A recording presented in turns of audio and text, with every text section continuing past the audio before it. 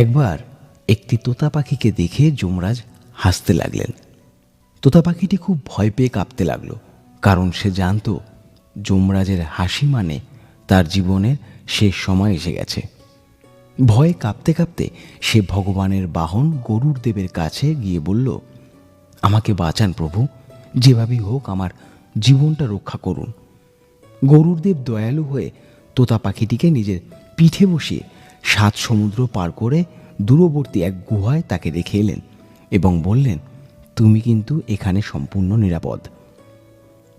তোতা পাখিটি খুব খুশি হয়ে ভাবতে লাগলো, এইবার যমরাজ আমার কিছুই করতে পারবে না।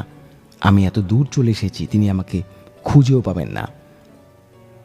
এদিকে গরুর দেব সরাসরি যমলোকে গিয়ে যমরাজকে জিজ্ঞেস করলেন, আপনি ওই তোতাটিকে দেখে হাসছিলেন কেন?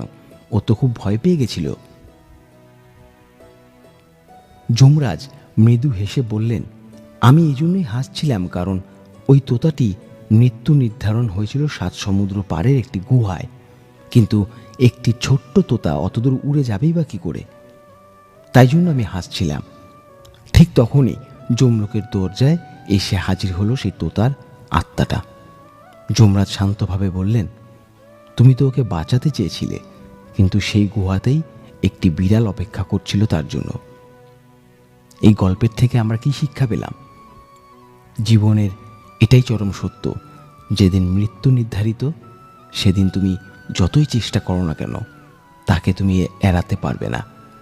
তাই যে সময় আমাদের হাতে আছে তাকে ভয় পেও না, নিজের স্বপ্ন পূরণের জন্য সাহস নিয়ে বাঁচতে শেখো।